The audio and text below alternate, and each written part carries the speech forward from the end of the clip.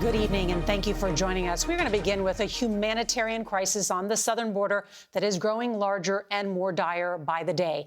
Tonight, we have got the stunning new numbers. Sources tell CBS News more than 13,000 migrant children who entered the country without their parents are now in U.S. custody.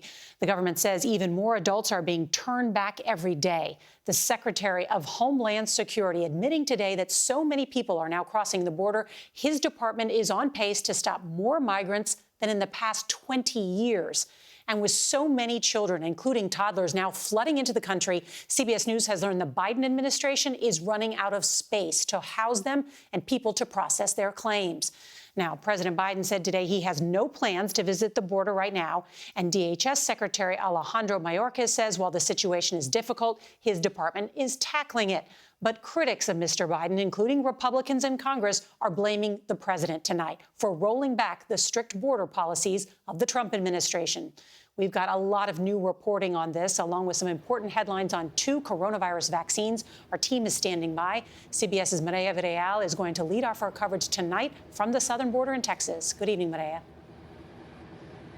Good evening, Norah. Right now, CBS has learned that unaccompanied minors on average are being held in facilities like this one for 120 hours. That breaks down to 5 days and well over what the law allows of 72 hours. The Biden administration is calling this a challenge, but local law enforcement officers that we embedded with say this is an absolute crisis.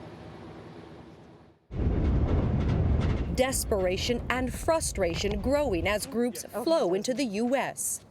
Deputy Ruben Salinas handles his regular duties during the day and patrols the banks of the Rio Grande River at night. We average about 300.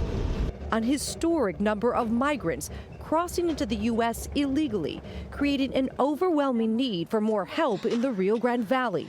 Children that are unaccompanied, they usually range from 7 to 13. And the smallest one is about 7, and he was by himself. ¿Qué es su nombre? The first group we find during our embed with Deputy Salinas and Sergeant Roger Rich is small. Yoseli is from Honduras and traveling with her 5-year-old son, Derek, who quickly tells me he hid his money in his shoes beneath 2 pairs of socks to keep it from getting wet. The two hope to live with family in Florida while the request for asylum is processed. Along this river here, there's pretty steep banks. Constables don't have the authority to detain anyone. Instead, they direct them down the road to this Border Patrol staging area. Some migrants are processed here outside under a bridge and given foil blankets while they wait.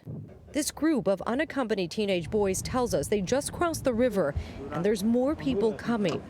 ¿A dónde eran ustedes? More than 24 are in this group. It's dark, they're wet, and there are a lot of young children clinging to their parents.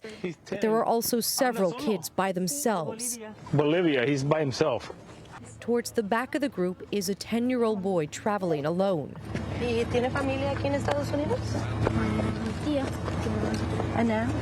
Walmil Esteban Rosales from Honduras, searching for a glimmer of hope in the darkness. And Mireya is back with us from the southern border. So, Mireya, I know they keep people like in those tents behind you, but then what happens to those children?